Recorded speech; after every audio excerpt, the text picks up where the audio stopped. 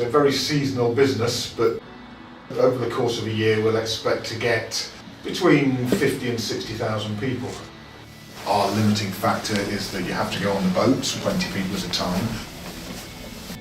Visitors get to see the bit was mined by the 18th century lead miners.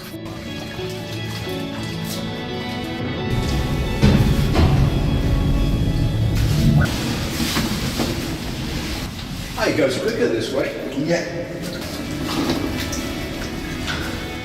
Down as far as the Bottomless Pit cavern, the natural cavern they break into.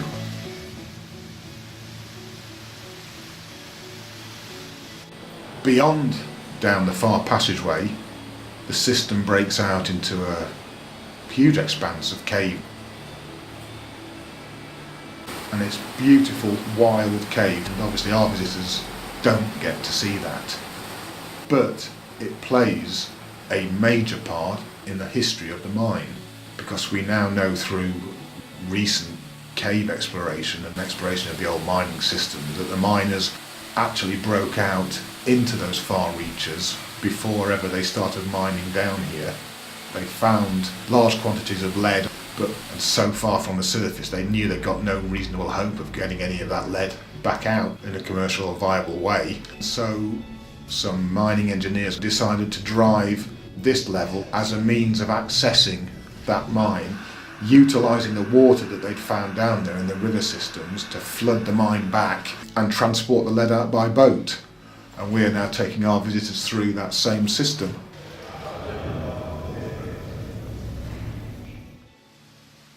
Visitors standing in the bottomless pit can peer into the low arch that is the entrance to the far canal.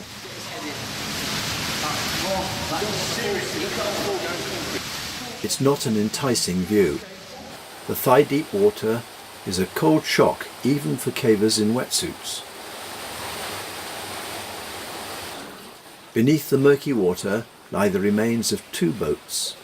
The boats that were brought in when they replaced the boats in the main canal for the tourists, and has been here since then. The second boat is an amazing remnant of industrial archaeology, much older than the first. It's a lead miner's barge. It only emerges when there are low water levels in the canal.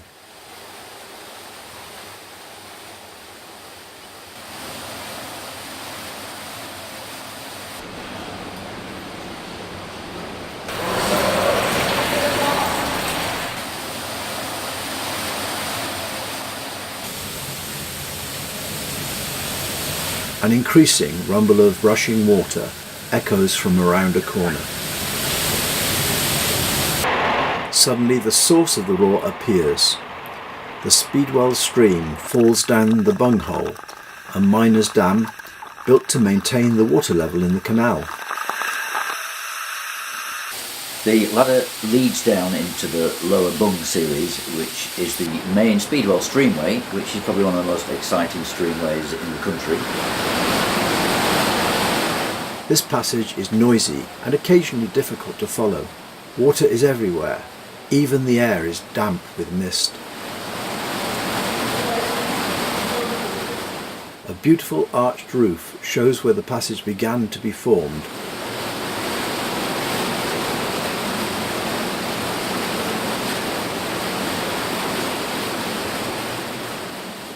A dry bypass avoids a constriction in the streamway, but it is low and is a crawl or a back-aching stoop.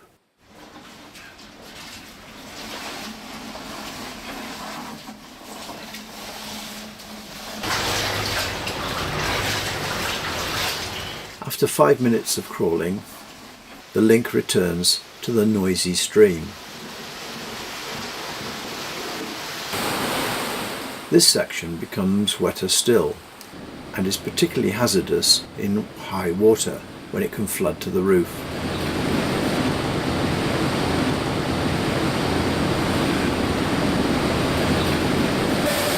Slippery climbs avoid hidden holes in the stream bed, sharp rock edges and fast currents.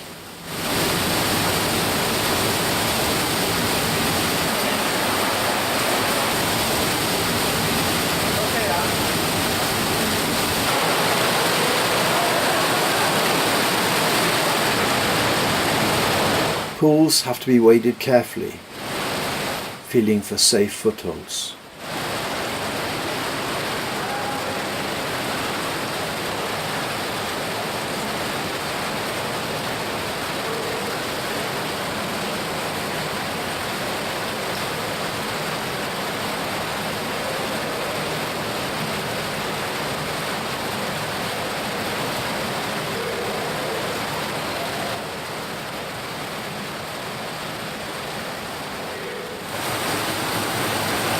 All around is evidence of the violent erosive power of water.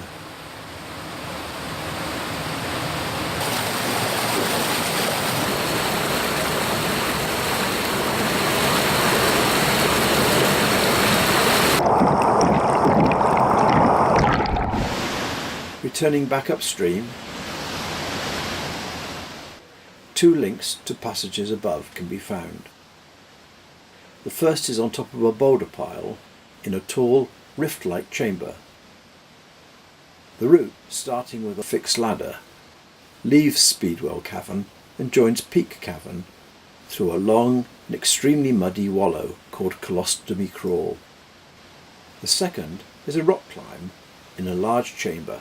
This leads to the best decorated part of the Speedwell Peak cave system. The White River series is beautiful. There's lots of white calcite. It's absolutely superb, including a very tight squeeze that leads you into heaven. Passages are adorned with every variety of pink and white calcite flowstone. This is a nice place. To continue upstream, it's back up to the top of the bunghole.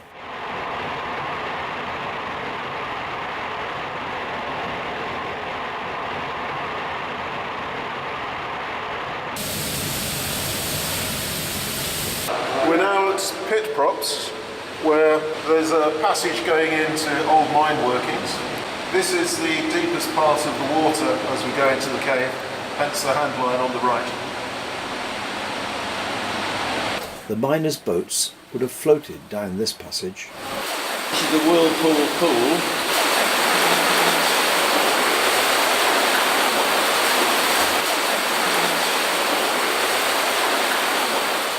Whirlpool Passage is a tributary to the main stream. The Whirlpool Passage is absolutely lovely. It's about stooping height and eventually arrives where there is an area where the miners explored it significantly. This is the miner's bench that they built in order to sort the lead. They used to use big lump hammers on it to break up the particles of lead and just take out the lead as much as they possibly could. You can see that there is some miner's den that they built up there because there's extensive mineralisation in the roof. The miners' pick marks on the wall where they've actually picked out the lead and the calcite. Back in the main streamway, there is a steady gradient that would have been unsuitable for the miners' boats. So they constructed wooden walkways for wheelbarrows loaded with lead ore.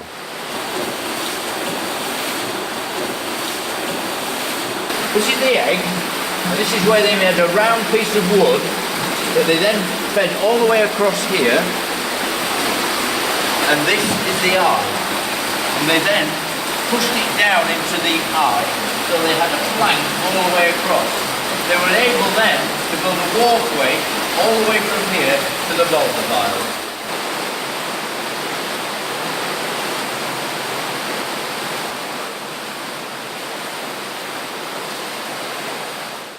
The rushing water emerges from under the boulder piles. Water drips from an ominous-looking choke of huge boulders in the roof. In 1793, Cambridge student James Plumptree wrote an account of going up that way following the miners' route. The modern route takes a different, safer ascent. This is the climb up into Leviathan. You follow a passageway with large boulders, scaffolding bars, that was excavated by a team led by Dave Nixon when they were trying to dig through from James Hall's over engine shaft into Speedwell Streamway. pipe was put there because the Leviathan pitch is extremely wet. You direct the water down into the main Speedwell streamway to enable better access. It climbs until you eventually go through a trapdoor. The door is there in order to control the airflow to the Showcave.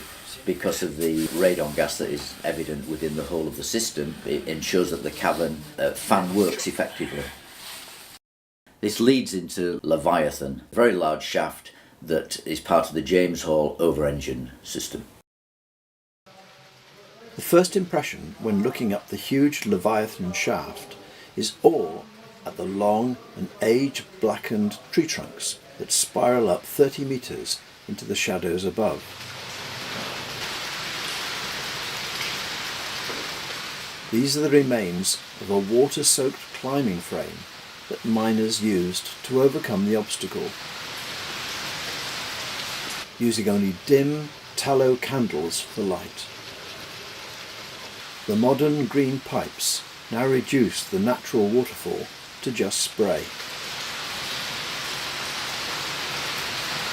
Pockets on the walls show calcite mineralisation and would have also contained galena, the lead ore much prized by the miners. On the shaft floor are centuries-old rusting remains of buckets, a wheelbarrow wheel hub and chains that the miners left behind, and the occasional lump of galena. At the far side of the chamber is the route to the even bigger Titan shaft.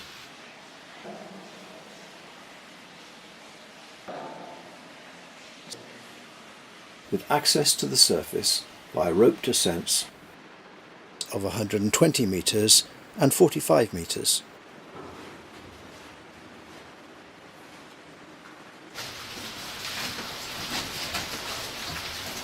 Back down to the boulder piles leads to the upper mainstream passage.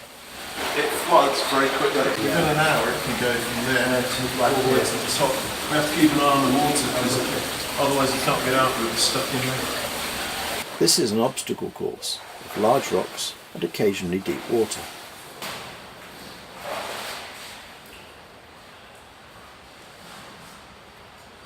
In flood, it is a long and serious swim, best avoided.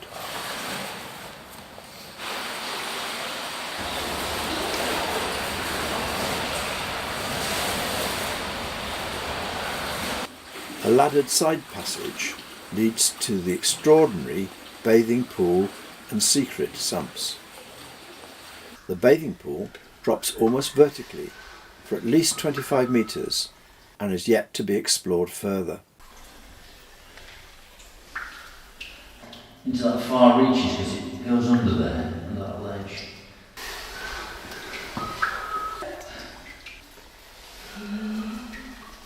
Wow! I can't hold that for very long.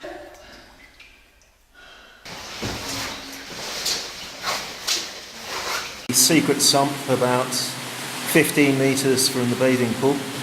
At the moment the water's quite clear, but as soon as you get into it and start waving a flipper around, then it just gets muddy and visibility disappears. Dominica is just recording you for posterity. No. Or posterity, if you like. Definitely posterior for posterity. Can't see what I'm doing. The next tributary is a small waterfall and high-level passage leading off to Cliff Cavern. Just at its entrance is a muddy wall covered with inscriptions, some over 230 years old. Here is the inscription of 1781 by the miners.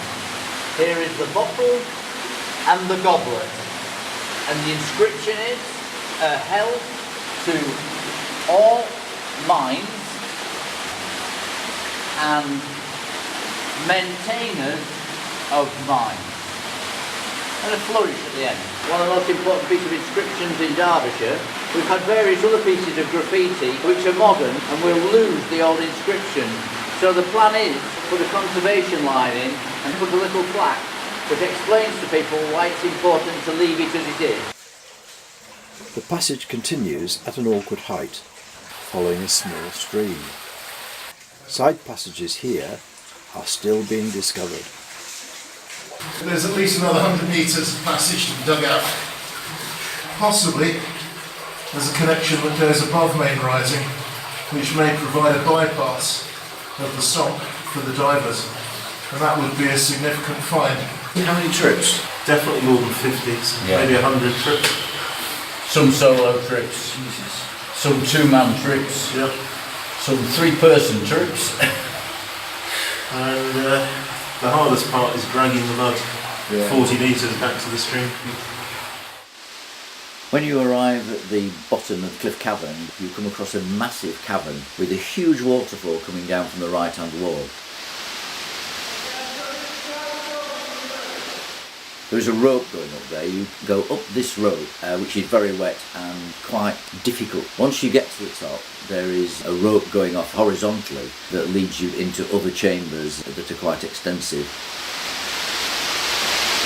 Passages and chambers where there is evidence of other explorations by miners. Some of the ropes have been in there a long time, so the carabiners are very rusty. It's quite intimidating as you actually traverse over this very, very large, deep hole.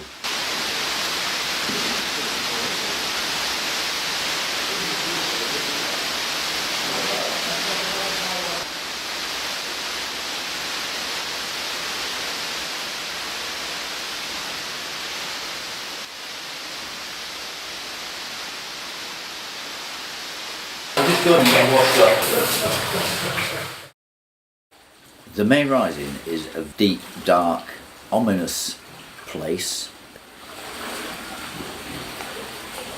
and it's a very deep dive.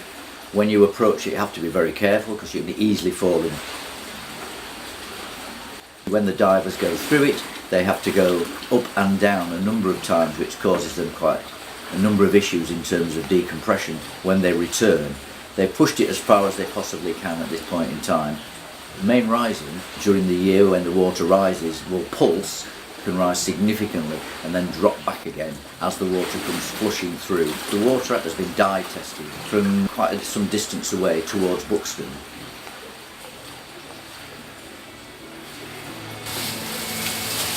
That's good. I have to watch the camera. Yeah.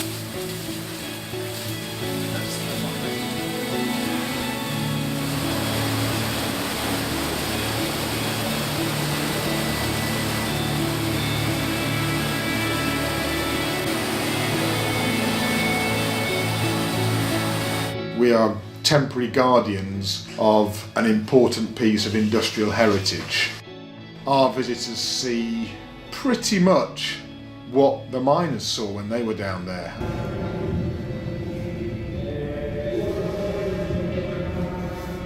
There's very little modern technology other than the motors on the boat. We keep away from Disneyfying the experience so that children see something that they will probably not see anywhere else nowadays. We do that deliberately.